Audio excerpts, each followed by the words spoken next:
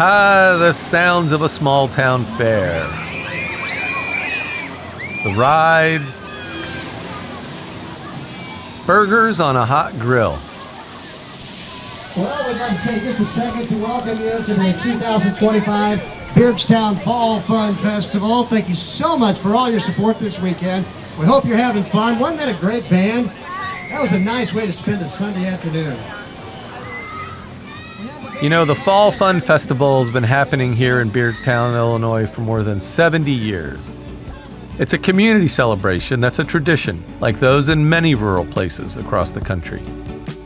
But it doesn't take long to see that this place is a little different than any other small town USA.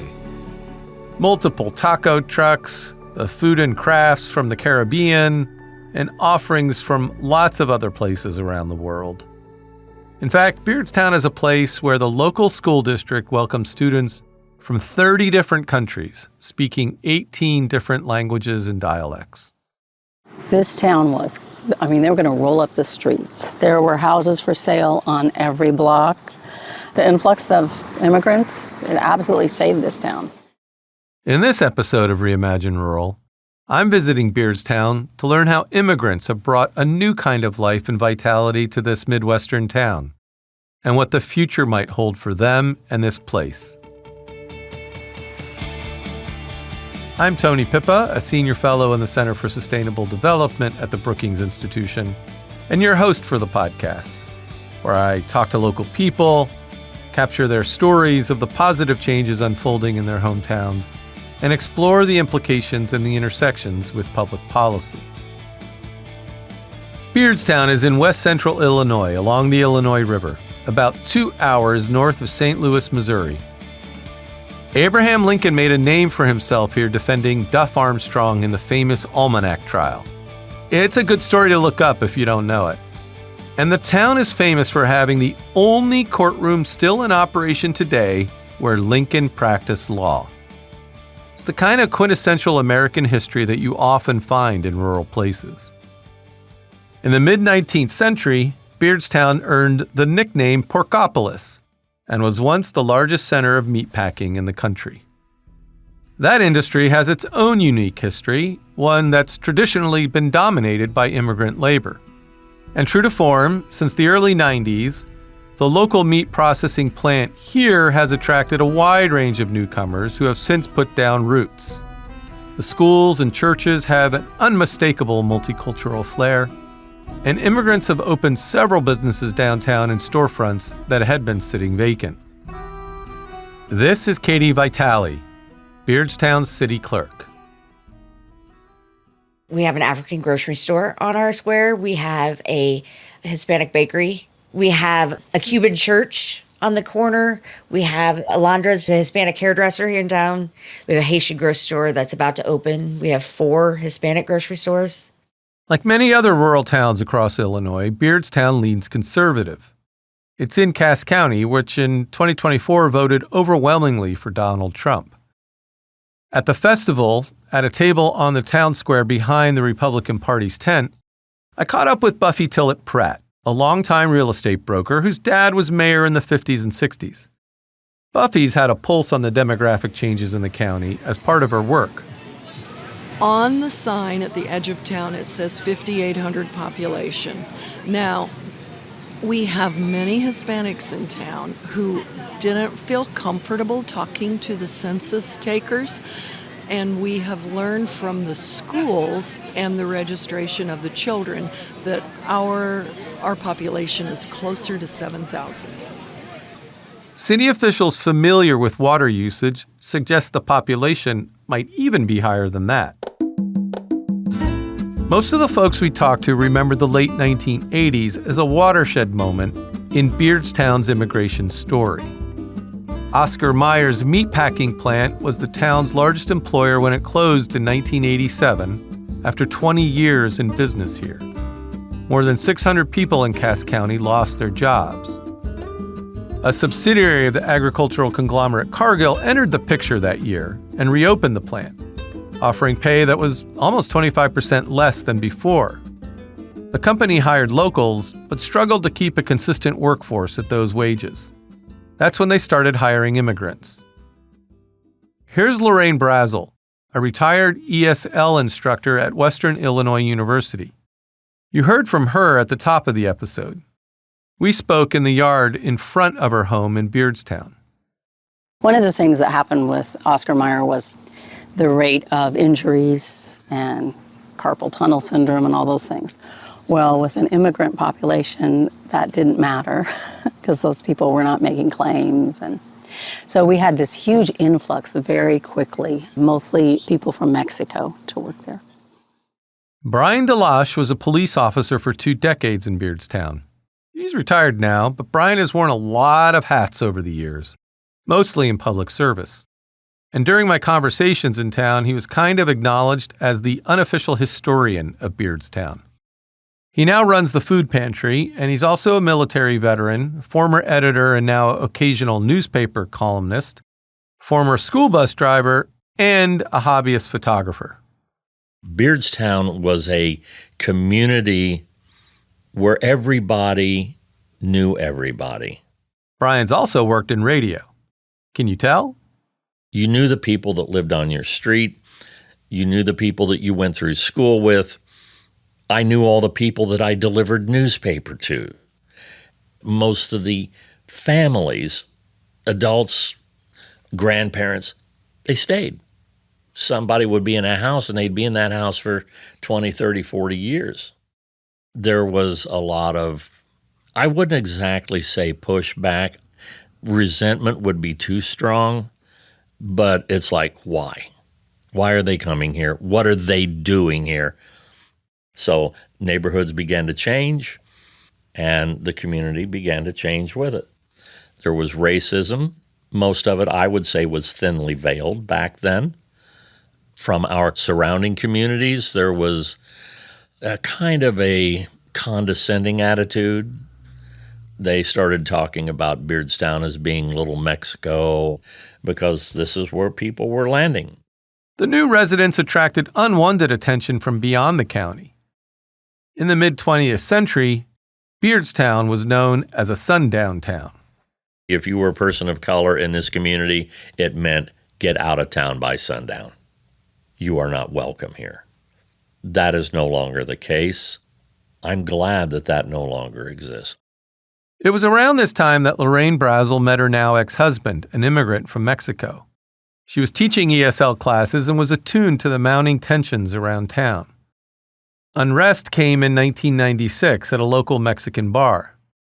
A young woman in town had been dating a white man from an established Beardstown family, but then she got involved with a Latino man who was an employee at Cargill. It got violent.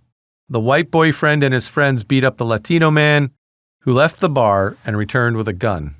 And so he shot one of the people, actually not the actual person he was looking for, but he shot one of the group that had beaten him. And then, in a very strange situation, he got away. He swam across the river. He realized there was no place over there. He swam back across the river. He went to some people's houses who didn't know what had happened. You know, it was still in the middle of the night, asked them to take him to the airport in St. Louis, and they did. So he got out of the country that night, flew out to Mexico. That really enraged a lot of people, and there was a lot of trouble at that time. After the murder, someone set fire to a 6-foot-high makeshift cross in town, and a week later, the bar went up in flames too. There were rumors that the Ku Klux Klan, which a year earlier had staged a protest in a neighboring county, was coming to town. Lorraine and others were ready to restore some peace. It was crazy for a while. Everybody was scared, and we had the FBI in town and lots of people coming in town, lots of news also. We formed a group called Beardstown United. We had an organizational meeting. We had hundreds of people there, immigrants. And we built a float together for the parade, and the float won first prize. It was a group called Beardstown United of Americans and immigrants. And it was a beautiful bridge that opened and closed. We had an architect working on it and everything, because a lot of these people have come with advanced degrees, and then they have to work at the slaughterhouse, you know. And indeed, peace did come. Lorraine's then husband opened a Mexican grocery store downtown, Su Casa, the first of its kind in Beardstown. It's still open, but they have lots of competition these days from a few other stores. I stopped by to take a look around. ¿Tiene problemas de araña roja y mosquita blanca en su cultivo? Volaquinia tiene la solución. Evante es un producto. Lorraine continued teaching, too. I never thought I would teach ESL in this town. You know, that was just amazing. When the influx came in, I had been teaching composition in Springfield as a part-time job with my other job. And at the time, we didn't even have a school. We operated out of the church and different buildings, and I had to go get my own funding from Cargill at the time. Now, Lincoln Land, the local community college, offers a variety of free ESL classes, in person and online, covering reading and writing skills plus other topics like technology, U.S. culture, and civics. One fascinating and important detail about Beardstown: newcomers didn't settle in their own little enclaves on the outskirts of town, walled off from their white neighbors as happens so often in so many places. Here again are Buffy, the real estate broker, and Katie, the city clerk. They integrated into the entire town. They lived in every block. Wherever there was a house for sale, they would buy it and live in it. And that taught our older Beardstown people to get to know them better and to trust them, because, you know, the grandma would be pulling weeds in the flower garden and the little kids would come and say, "Can I help you?" And it taught the original people in Beardstown, oh, look, they're people. They're just like us. And it was really the best thing that ever happened.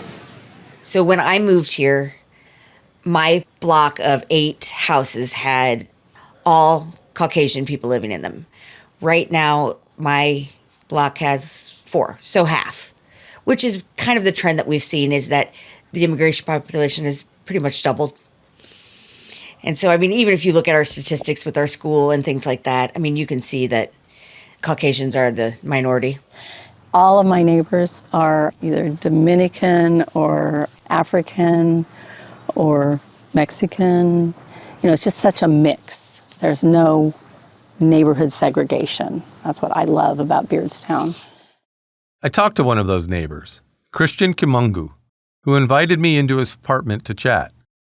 He was an electrical engineer in his native Kinshasa, the capital of the Democratic Republic of the Congo, before he came to the United States through an immigration lottery program.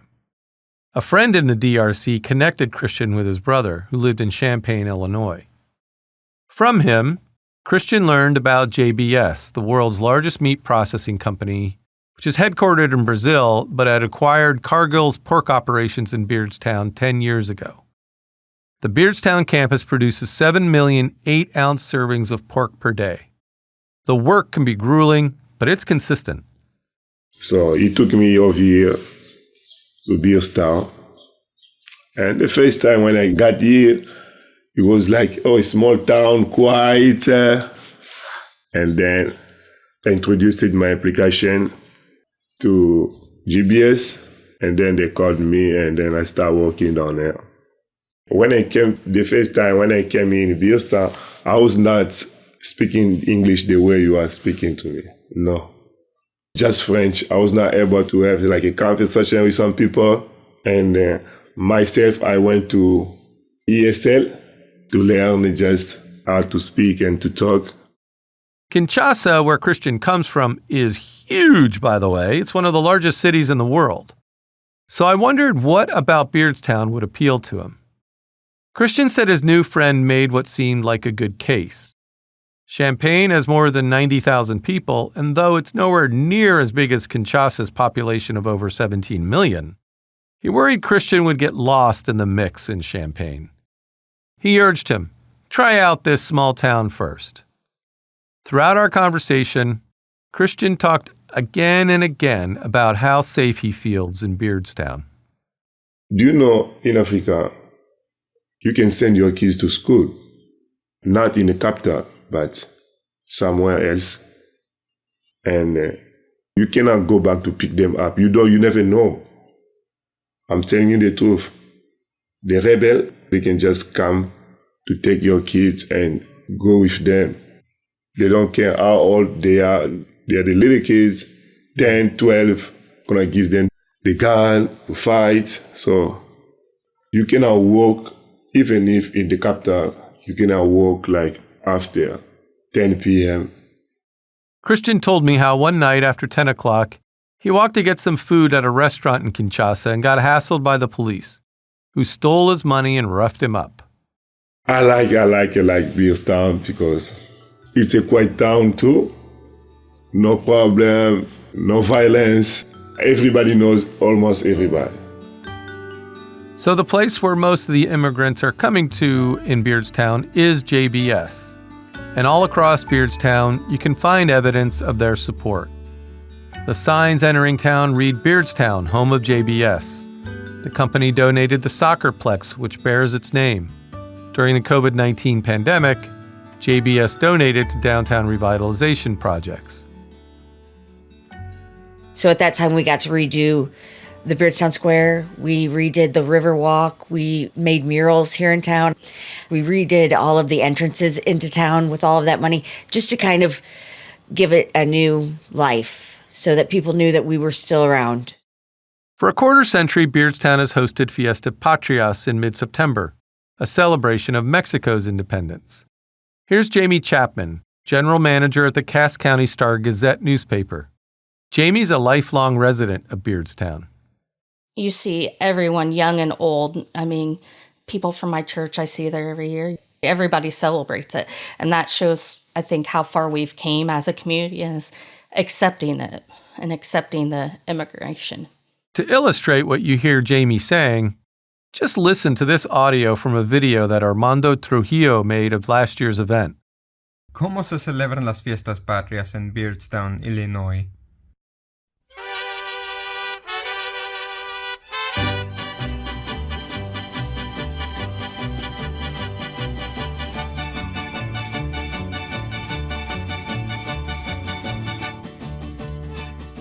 He's a recent graduate of the University of Illinois Urbana-Champaign and a Beardstown resident.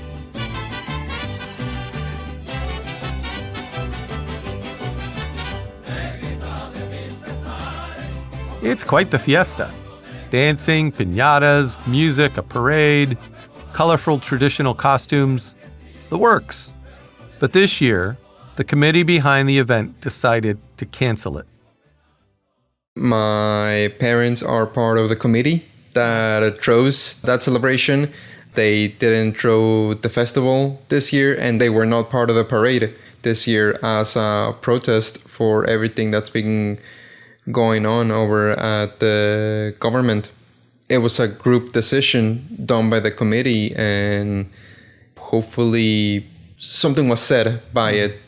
Hopefully the silence was felt. Lorraine feels as if the policy shifts in Washington towards stronger immigration enforcement have caused fear in the community, and that it was a factor in the decision to cancel the fiesta.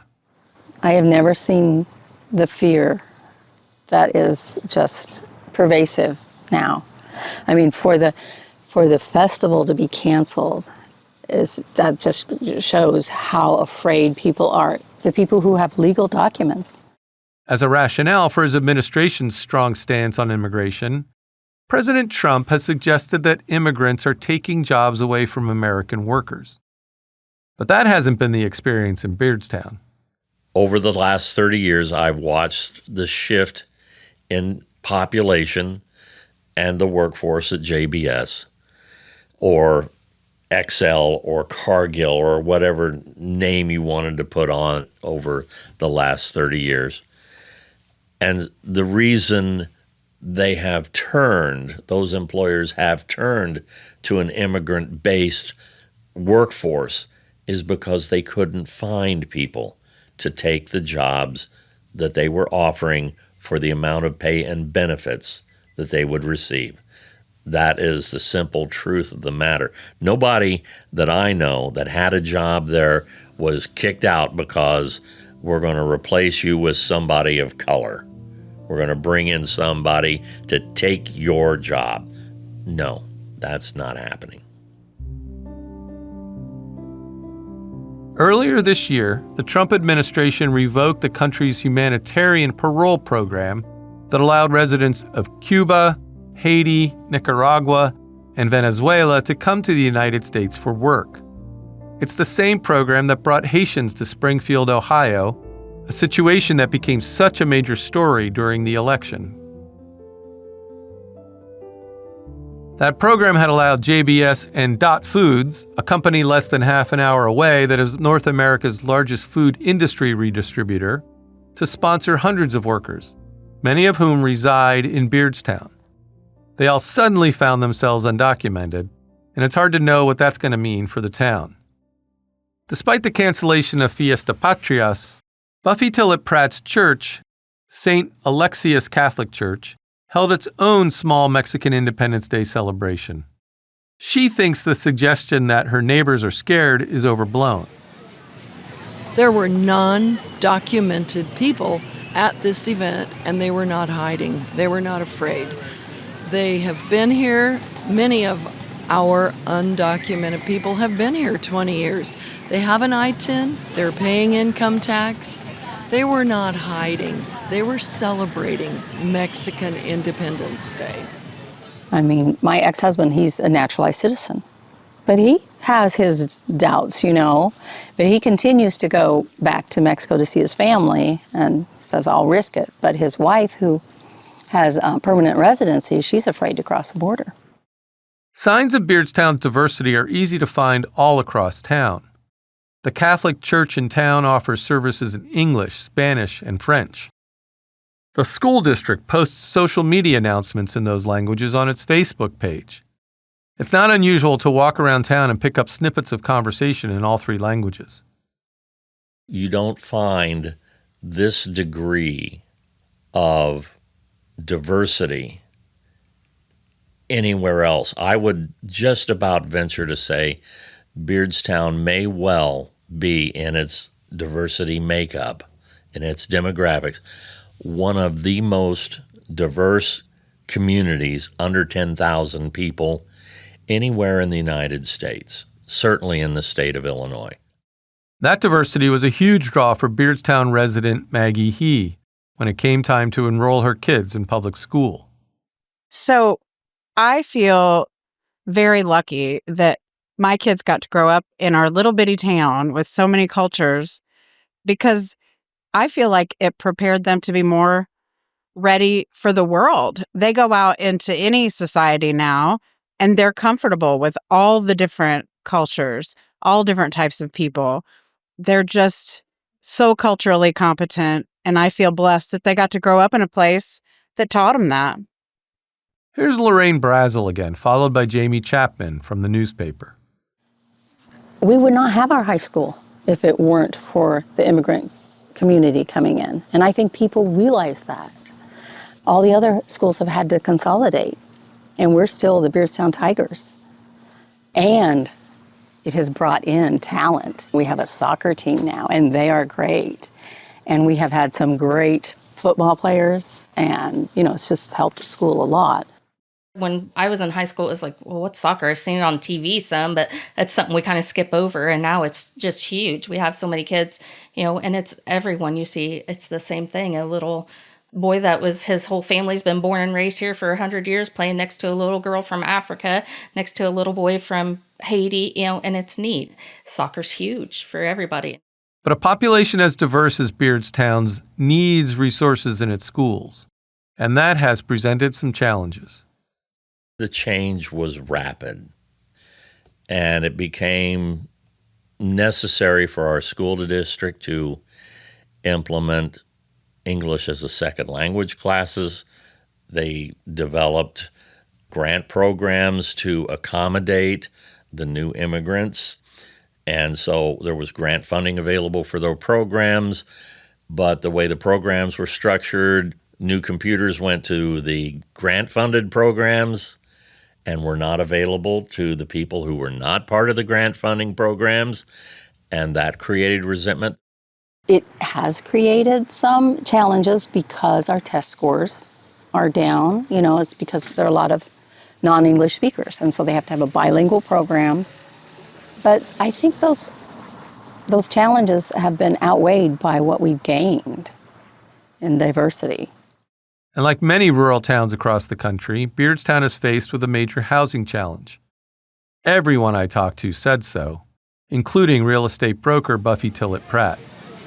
One of the constraints is the river on two sides of the town, swampland on the other side of the town. You know, we don't have the right direction to build. We have one way to build. The other is, as you all know, new construction's getting totally out of reach. It's not just the geography. Like its rural counterparts across the country, the housing stock is old and often not well maintained, and the cost of building is prohibitive. Combined with the lack of new construction over the past decades, it makes things tough. I've sold real estate for 47 years. I have never seen prices like I am seeing now. And the reason for the prices is supply and demand. We have a little town that has 7,000 population, maybe has enough houses for 6. And whenever a house would come on the market, people would buy it. The people that worked, the immigrants that were working out at JBS were making $25 an hour, plus or minus. If they worked any overtime, they were grossing $1,000 a week. They wanted to buy a home, and they would pay the price because there wasn't a lot of choice there. Here's City Clerk Katie Vitale again. That's probably our biggest issue, along with everybody else in this country. You know, we just have a shortage of housing. And with the shortage comes higher prices. And so people are getting gouged and they're living in horrible places. So we as a city are trying to address that with, you know, stronger regulations and things like that to go in and inspect rental properties so that our citizens can have a safe place to live. Despite the cost challenges and the age of the housing supply, immigrants have been a force in sprucing it up. The Hispanics, when they buy a house, they fix it up. I mean, they will take a $20,000 house and make it into a $70,000 house. So, I mean, they're willing to do the work, which I always think is really cool. I think that our immigrant population, to a large degree, is serving us well. They've taken derelict buildings, derelict homes that were off the tax rolls, revitalized them, and put them back on the tax rolls. They've made homes that were eyesores pleasant to look at again. In Beardstown, at this point, the newcomers are woven into the community. When a place rented by many immigrants burned down a few years ago, Brian Delash describes how the entire community rallied. A lot of people from the Congo and from Togo were in this building, in this small, old, rundown hotel. And the hotel burned in the middle of the night, and a woman was rescued, was actually taken out of the building on a ladder truck, and her life was saved, and everything that those people had was lost. Everything was gone. All of their immigration documentation, all of their clothing, every personal belonging they had was destroyed in that fire. One of the people in that fire was Christian, Lorraine's neighbor. I was sleeping and my building got on fire. I tried to save some people too to get out from the building. We lost almost everything. Within 36 to 48 hours, the community had generated somewhere between $36,000 and $40,000 to find lodging for the people who were displaced in that fire. A lot of it came from the Congolese and the Togo communities that were here, but a lot of it came from our local churches who provided food, who provided water. One of the church that was closest to it, to the fire scene, opened themselves up as a shelter, and this was a Hispanic church, and people poured in with money and food and blankets and pillows to make sure that those people were taken care of. Since then, I say, they are my family now. And the culture of Beardstown's family is simply global. Both Armando Trujillo's dad and uncle are members of a local band that plays traditional Mexican music, and Lorraine Brazel's daughter is the lead singer. Armando makes music videos for them, using Beardstown scenes as his backdrops. Armando was born about 20 minutes from Beardstown, but his parents moved the family back to Mexico for work when he was 3 years old. In 2012, the family returned to Illinois when his father's brother, a business owner, invited him to return. For a while, both of his parents worked at the meat processing plant. Over a long period, as Armando explained, his parents got their residency in the United States, and his mother is now a teacher here, as she had been in Mexico, and his father a warehouse worker. I've also dabbled in writing, and I think it's very easy for me to get in the headspace of the setting. Use this type of town as a setting. I find it very versatile. I've done a little bit of horror. I've done a little bit of your fantasies, your other contemporary stuff, but I can get a lot of juice out of a setting like this. We're right next to the river. You got your patches of wood around. In fact, I don't know if you guys have noticed, but we're kind of in a bubble. Beardstown is kind of in a bubble. If you go in any direction, eventually you're going to go uphill. That's because, like I said, we're literally in a bubble. And that's just kind of a very neat thing. And I've definitely been influenced by it in my work.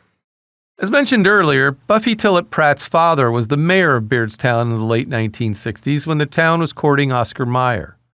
Her father actually flew to the company's headquarters in Wisconsin and spoke face-to-face with Oscar J. Mayer himself to convince him to locate in Beardstown. There were 3 towns that were up to get the facility. He flew up there and had a meeting with him, and he said, face-to-face is the only way to deal with this. We want you to come to our community. I think one very important thing it taught me, when my dad wanted Oscar Mayer to locate here, we had people come to our house. Oh no, you can't do it. So many people will move here from out of town. We'll become like Detroit. It was the mindset. It was, oh, I'm afraid we won't be able to let our children play in the streets. There are going to be bad people come here. People have that mindset. There's no way you can teach them any different. All they can do is live through it and see it didn't happen. As the people I talk to look towards the future for Beardstown, they love its small town feel and its multicultural vibrancy. They want to protect that. My friend, I don't know, she's standing around here, and she said she goes to our high school every day, our grade school every day, and she opens the door for the little children to come into the school. It's strictly volunteer. She says hello, and she talks to him. She goes, when I was a little kid, I used to think when I got older I would travel the world, but I didn't. Now I stay in Beardstown and the world comes to me. It's true. It is true. They do come to her. Well, I hope it can continue much as it is. I don't want it to grow much more. I'm not a big fan of JBS, of course, but I love the diversity in town. I love the fact that you can see African women walking down the street with a jug of milk balanced on their head and beautiful cultural displays of their own, people's own culture. It's just such a mix. There's no neighborhood segregation. That's what I love about Beardstown. And I hope it stays like this. I would like it to stay just like this. I wanted to say how it is in terms of its diversity. And I want that to mean an opportunity to grow for all of these various people to place their permanent mark, like stores, like businesses, that type of thing. If I grab a time machine and go into the future and see it turn into this huge city. That'd be a little horrifying. But I do want it to keep slowly growing. Maybe that's the better thing for it. Have it slowly grow while maintaining its diversity and its uniqueness from all of the other towns nearby. Yet Beardstown residents recognize that they are directly affected by the uncertainty, the heightened passions, and the fear associated with immigration enforcement and policy changes being made at the federal level. And it makes their everyday life and the relationships that run through their small town more complicated.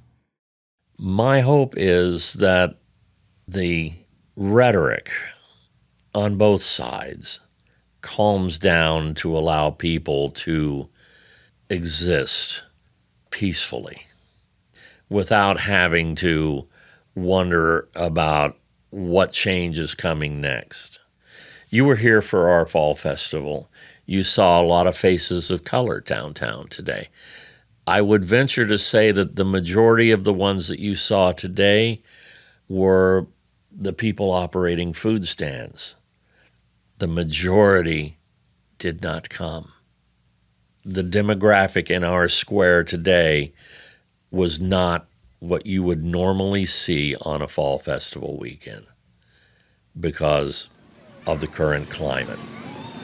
I hope for more assimilation, which we're getting. Every 4 or 5 years it gets better and better. I hope for I'm trying to think of the word I want to say. I'm Republican, I'm conservative, but I'm hoping for a gentle approach to problems with immigrants. There are immigrants who have caused many problems. There are immigrants who are assimilating and helped save a little town the size of Beardstown from becoming a ghost town. It's a stereotype of a small town that it takes forever for someone to earn the distinction of being from there. I've often had rural residents tell me something like, "I've been here for 30 years, but everybody still considers me as someone who's new to town."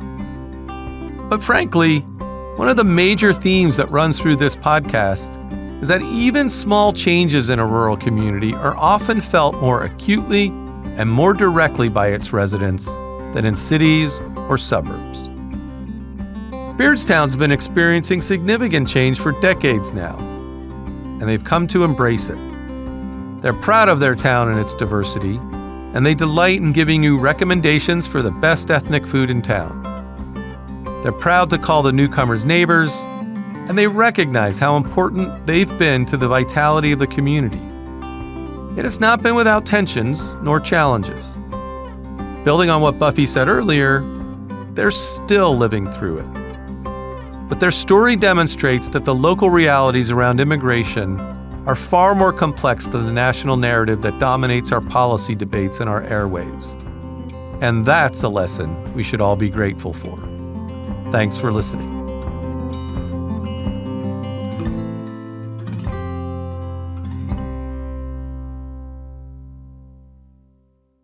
My sincere thanks to all the people who shared their time with me for this episode. To provide further policy insights based on this episode, we also publish a Q&A with an outside expert on the Brookings website. You can find the link in the show notes. Many thanks to the team who makes this podcast possible, including Fred Dews, supervising producer, Molly Bourne, producer, Gaston Reboredo, audio engineer, Daniel Morales, video manager, Zoe Swarzensky, senior project manager at the Center for Sustainable Development at Brookings, Adam Ailey and Elise Painter, also in the Center for Sustainable Development, who provide research support and fact-checking, and Junjae Ren, senior communications manager in the Global Economy and Development Program at Brookings. Also, my sincere thanks to our great promotions team in the Brookings Office of Communications and Global Economy and Development. Katie Maris designed the beautiful logo. Finally, support for this podcast is provided by Ascendium Education Group. The conclusions and recommendations of any Brookings publication or podcast are solely those of its authors and speakers, and do not reflect the views or policies of the institution, its management, its other scholars, or its funders. Brookings recognizes that the value it provides is in its absolute commitment to quality, independence, and impact. Activities supported by its donors reflect this commitment. You can find episodes of Reimagine Rural wherever you like to get podcasts, and learn more about the show on our website at brookings.edu/Reimagine Rural. You'll also find my work on rural policy on the Brookings website. If you like the show, please consider giving it a 5-star rating on the platform where you listen. I'm Tony Pipa, and this is Reimagine Rural.